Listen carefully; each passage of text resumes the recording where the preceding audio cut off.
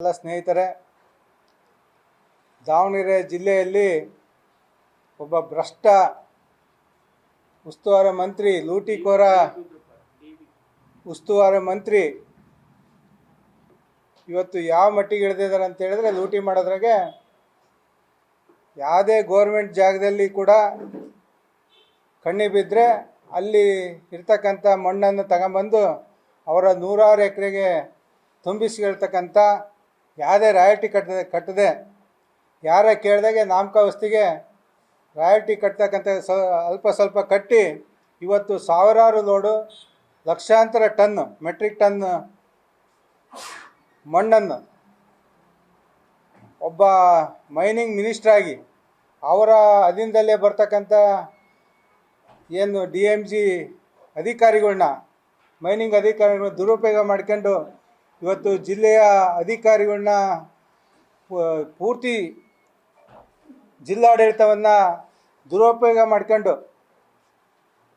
DC ಹಿಡಿದು ತಹಸೀಲ್ದಾರ್ವರೆಗೂ ಕೂಡ ಗ್ರಾಮ ಪಂಚಾಯತಿ ಮಟ್ಟದಲ್ಲಿ PDOಗಳಿಂದ ಹಿಡಿದು ಪ್ರತಿಯೊಬ್ಬರನ್ನು ದುರುಪಯೋಗ ಮಾಡಿಕೊಂಡು ಇವತ್ತು ಅವ್ರದ್ದು 100 ಎಕರೆಗೆ ಮಣ್ಣು ಹೊಡ್ತಕ್ಕಂಥದ್ದು. ಉದಾಹರಣೆಗೆ ಬಾತಿ ಗುಡ್ಡದಲ್ಲಿರ್ತಕ್ಕಂಥದ್ದು ಇರ್ಬೋದು, ಜೊತೆಗೆ ಕಾಡಜ್ಜಿಯಲ್ಲಿ ಕೃಷಿ ಕೇಂದ್ರಕ್ಕೆ ಸೇರಿದಂಥ ಜಮೀನು, ಅಲ್ಲಿ ಕಾಡಜ್ಜಿಯಲ್ಲಿ ಸುಮಾರು 283 ಎಕರೆ ಕೆರೆ ಜಮೀನಿತ್ತು. ಆ ಕೆರೆ ಜಮೀನನ್ನು ಗ್ರಾಮಸ್ಥರೆಲ್ಲ ಸೇರಿ ಅವತ್ತು ಕೃಷಿ ಕಾಲೇಜಿಗೆ, ಕೃಷಿ ಕೇಂದ್ರಕ್ಕೆ 283 ಎಕರೆ ಬಿಟ್ಕೊಟ್ಟಿದ್ದಾರೆ. ಆದರೆ ಅಲ್ಲಿನ ರೈತರ ಒಂದು ಬೇಡಿಕೆ ಇದೆ. ಏನಪ್ಪ ಅದು ಅಂತ ಹೇಳಿದರೆ, ಆ ಊರಿಗೆ ಕೆರೆ ಬೇಕು, ಅಟ್ಲೀಸ್ಟ್ ಒಂದು 80ರಿಂದ 100 ಎಕರೆಯಲ್ಲಿ ಕೆರೆ ನಿರ್ಮಾಣ ಮಾಡಬೇಕು ಅನ್ನೋದು ಅಲ್ಲಿನ ಭಾಗದ ರೈತರ ಬೇಡಿಕೆ.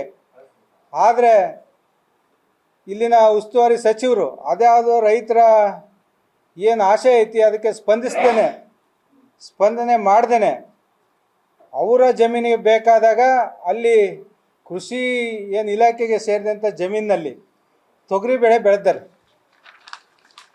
ತೊಗರಿ ಬೆಳೆ ಇನ್ನೂ ಕಟಾವಾಗಿಲ್ಲ ಸರಿಯಾಗಿ. 286 ಎಕರೆ ತೊಗರಿ ಬೆಳೆ ಬೆಳೆದಿರೋ ಪ್ರದೇಶ ಅಲ್ಲಿ ಫೆನ್ಸಿಂಗ್ ಹಾಕಿದ್ದಾರೆ. ಆ ಫೆನ್ಸಿಂಗ್ ಒಳಗೆ ಮಧ್ಯದಾಗ ಹೋಗಿ ಅವರಿಗೆ ಹೊಲಕ್ಕೆ ಏನು ಬೇಕು, ಇಲ್ಲಿ 106 ಎಕರೆ ಏನು ತಗೊಂಡಿದ್ದಾರೆ ದಾವಣಗೆರೆ ಸಮೀಪ, ಅದನ್ನು ತುಂಬಿಸೋದಕ್ಕೋಸ್ಕರ ಯಾವುದೇ ಪರ್ಮಿಷನ್ ಇಲ್ದಾನೆ ಯಾವುದೇ ಅಧಿಕಾರಿಗಳು ಕೇಳಿದ್ರು ಇದ್ರ ಬಗ್ಗೆ ಗೊತ್ತಿಲ್ಲ ಅಂತಾರೆ. ಕೃಷಿ ಅಧಿಕಾರಿಗಳು ಕೇಳಿದ್ರು ನಮಗೆ ಗೊತ್ತಿಲ್ಲ ಅಂತ ಹೇಳ್ತಾರೆ. ಈಗ ನಾವೆಲ್ಲ ಒತ್ತಡ ಹಾಕಿದ ಮೇಲೆ ಈಗ ನಾವು ತನಿಖೆಗೆ ಕೇಸ್ ಮಾಡಿದ್ದೀವಿ, FIR ಮಾಡಿದ್ದೀವಿ, ಯಾರು ಒಯ್ದಾರ ಅಂತ ಗೊತ್ತಿಲ್ಲ ಅಂತ ಹೇಳ್ತಾರೆ. ಸುಮಾರು ನೂರಾರು ಲಾರಿಗಳು ಸಾವಿರಾರು ಟನ್ನು ಅಲ್ಲಿಂದ ಎತ್ತಕ್ಕಂಥ ಕೆಲಸ ಮಾಡಿದ್ದಾರೆ. ನಾನು ಕೂಡ ಸ್ಪಾಟ್ ವಿಸಿಟ್ ಮಾಡಿ ಇವತ್ತು ಬೆಳಿಗ್ಗೆನೂ ಕೂಡ ಸ್ಪಾಟ್ ವಿಸಿಟ್ ಮಾಡಿ ಅಲ್ಲಿಂದ ಫೋಟೋ ಸಮೇತ ತಂದಿದ್ದೀನಿ. ಅಲ್ಲಿನ ಭಾಗದ ರೈತರ ಜೊತೆಗೆಲ್ಲ ಮಾತಾಡಿ ಅಲ್ಲಿ ಏನಾಗಿದೆ, ಇವರು ಅಷ್ಟು ಮಾಡಿದ ಮೇಲೆ ಅಲ್ಲಿ ಒಂದು 33 ಎಕರೆ ಅನ್ನ ಕೆರೆಗೆ ಅಂತ ಬಿಟ್ಟಿದ್ದಾರೆ. ಆ 283 ಎಕರೆ ಒಳಗೆ, ಆ 33 ಎಕರೆ ಒಳಗೆ ಅಲ್ಲಿನ ಈ ಸಚಿವರ ಹಿಂಬಾಲಕರು ಅನಾಮಧೇಯವಾಗಿ ಅಕ್ರಮವಾಗಿ ಅಲ್ಲಿಂದ ಮಣ್ಣನ್ನು ಮಾರಾಟ ಮಾಡ್ತಾಯಿದ್ದಾರೆ. JCB ಲಾರಿ ಇಟ್ಕೊಂಡು. ಅದಕ್ಕೆ ಯಾವುದೇ ರಾಯಲ್ಟಿ ಕಟ್ಟಿಲ್ಲ. DMG ಆಫೀಸರ್ನ ಕೇಳಿದರೆ ನಿನ್ನೆ ರಿಜಿಸ್ಟರ್ ಆಗೈತಿ, ನಿನ್ನೆ ಬಂದು ಕಟ್ತಾರೆ ಅಂತ ಹೇಳಿದರೆ ಇದು ತಿಂಗಳುಗಟ್ಟಲೆ ನಡೀತಾ ಇದೆ. ಜಿಲ್ಲಾಧಿಕಾರಿಗಳು ಕೇಳಿದ್ರೆ ಅದೇನು ತನಿಖೆ ಮಾಡ್ತೀವಿ ಅಂತ ಹೇಳ್ತಾರೆ.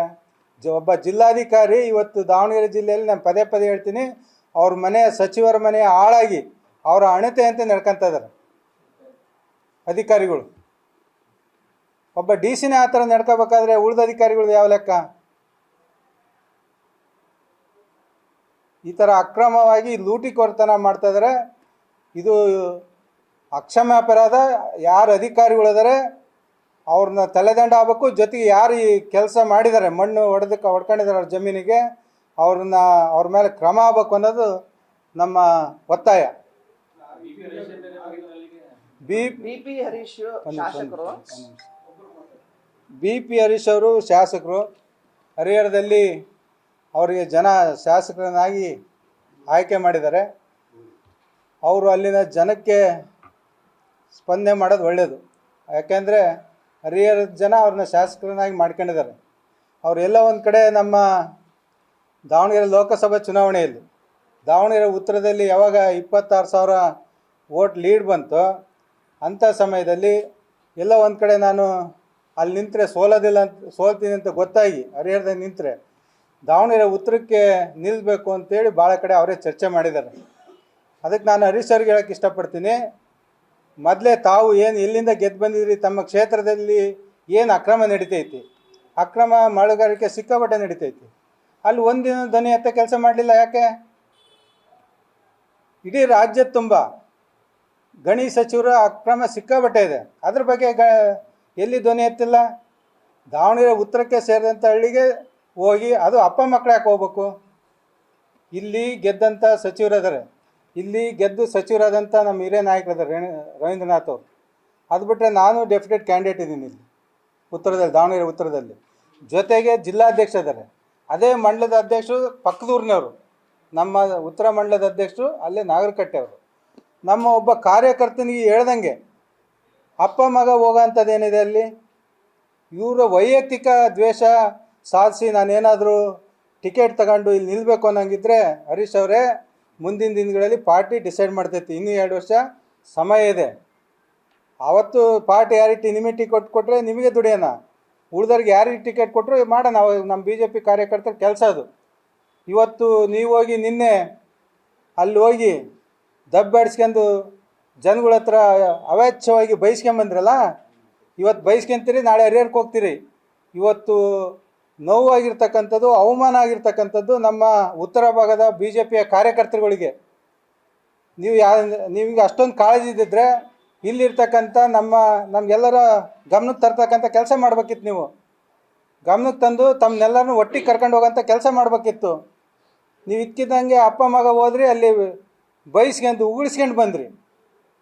ಬೇಕಿತ್ತ ನಿಮಗಿದು? ಅದಕ್ಕಿಂತ ಮುಂಚೆನೇ ನಾವು ಮಾತಾಡಿದ್ದೀವಿ, ಈ ಮಣ್ಣು ಎತ್ತೋದ್ರ ಬಗ್ಗೆ ನಾವು ಮಾತಾಡಿದ್ದೀವಿ.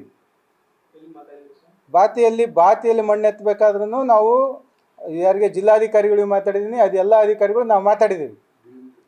DMG ಆಫೀಸರಿಗೆ ಮಾತಾಡಿದ್ದೀನಿ, ಜಿಲ್ಲಾಧಿಕಾರಿಗಳಿಗೂ ಮಾತಾಡಿದ್ದೀನಿ. ಅಷ್ಟೊತ್ತಿಗೆ ಅವ್ರು ಬಂದು ಪ್ರೆಸ್ ಮೀಟ್ ಮಾಡಿದ್ರು, ನಿಜ ಒಪ್ಕೊತೀವಿ ನಾವು. ಆದರೆ ಇದನ್ನು ಹೋರಾಟಕ್ಕೆ ತಗೊಂಡು ಹೋಗ್ಬೇಕಾದ್ರೆ ಜಿಲ್ಲಾ BJP ಇದೆ, ಉತ್ತರ ಮಂಡಲದ BJP ಇದೆ, ಕಾರ್ಯಕರ್ತರಿದ್ದಾರೆ. ಅದೇ ಊರಿನ ರೈತರನ್ನ ಮಾತಾಡ್ಸ್ಬೋದಿತ್ತಲ್ಲ. ಹಾಂ, ನಾನು ಸಮರ್ಥವಾಗಿ ಇಲ್ಲಿನ ಜಿಲ್ಲಾ ಉಸ್ತುವಾರಿ ಸಚಿವರ ವಿರುದ್ಧ ಯಾವುದೇ ಮುಲಾಜಿಲ್ದೇನೆ ಅವ್ರದ್ದು ಅಕ್ರಮದ ಬಗ್ಗೆ ಇರ್ಬೋದು, ಯಾವುದೇ ವಿಚಾರದ ಬಗ್ಗೆ ಇರ್ಬೋದು, ನಾನು ಧ್ವನಿ ಎತ್ತಲೇ ಬಂದಿದ್ದೀನಿ. ನಾವ್ಯಾರು ಇಲ್ಲ ಅಂದಿದ್ದರೆ ಅಂಥ ಕೆಲಸ ಮಾಡ್ಬೋದಿತ್ತು. ನಾನು ಯಾವಾಗಲೂ ಧ್ವನಿ ಎತ್ತಲೇ ಬಂದಿದ್ದೀನಿ. ನಾನು ಕೂಡ ನಾವ್ಯಾರು ಅವ್ರಿಗೇನು ಎದುರ ಅಂಥದ್ದು ಅಥವಾ ಅವ್ರಿಗೇನು ಅವ್ರು ಮಾಡೋ ಕೆಲಸಕ್ಕೆಲ್ಲ ಸಹಕಾರ ಕೊಡೋಂಥವ್ರು ನಾವ್ಯಾರೂ ಇಲ್ಲ. ಇವತ್ತು ಕೂಡ ನಾವೆಲ್ಲರೂ ಒಗ್ಗಟ್ಟಾಗಿ ಹೋರಾಟ ಮಾಡೋಕ್ಕೆ ರೆಡಿ ಇದ್ದೀವಿ. ಆದರೆ ಅಪ್ಪ ಮಗ ಹೋಗೋಂಥ ವೈಯಕ್ತಿಕವಾಗಿ ಹೋಗೋಂಥದ್ದು ಏನಿತ್ತು ಅಂತ ಕೇಳ್ತೀನಿ ಅಷ್ಟೇ. ನಾ ಕಚ್ಚಾಡ್ತಿಲ್ಲಣ್ಣ, ಹೇಳ್ತಾ ಇದ್ದೀನಿ. ನಾನು ಹೋಗ್ಬಾರ್ದಿತ್ತು ಅಂತ ಹೇಳ್ತೀನಿ ಅಷ್ಟೇ. ನಾವು ರೆಡಿ ಇದ್ದೀವಿ. ಮಾಹಿತಿ ಕೊಡ್ಬೇಕಿತ್ತಲ್ಲ, ಮಾಹಿತಿ ಕೊಡ್ಬೇಕಿತ್ತು. ನಾವು ಜೊತೆ ಇರ್ತಿದ್ವಲ್ಲ.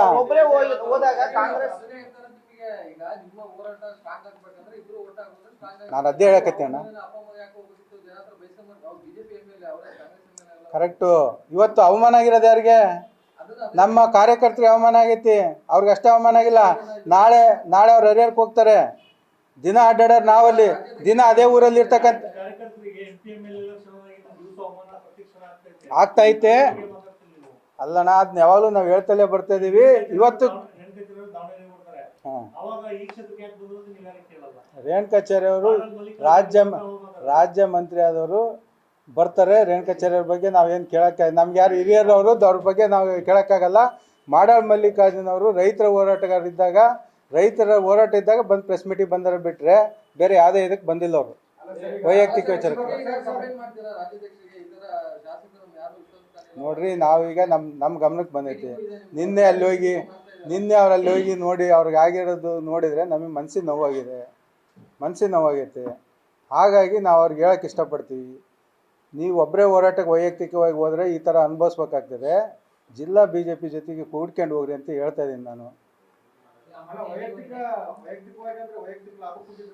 ಅವ್ರ ವೈಯಕ್ತಿಕ ಲಾಭ ಏನೋ ನನ್ನ ಮಿನಿಸ್ಟ್ರಿಗೆ ಬೈದ್ರೆ ಮಿನಿಸ್ಟ್ರ್ ವಿರುದ್ಧ ಹಾಕೊಂಡ್ರೆ ನಾಳೆ ಪಾರ್ಟಿ ನನಗೇನೋ ಟಿಕೆಟ್ ಕೊಡ್ತೈತಿ ದಾವಣಗೆರೆ ಉತ್ತರಕ್ಕೆ ಅನ್ನೋದು ಇರ್ಬೋದು. ಯಾಕಂದ್ರೆ ಭಾಳ ಜನದ ಜೊತೆ ಅವರು ಚರ್ಚೆ ಮಾಡಿದ್ದಾರೆ, ಹಾಗಾಗಿ ಆ ಮಾತು ಹೇಳ್ತೀನಿ. ಇಲ್ಲ ನನಗೇನದು ಈಗ ಪಕ್ಷ ಏನು ತೀರ್ಮಾನ ಅಂತ ನಾವು ರೆಡಿ ಇದ್ದೀವಿ.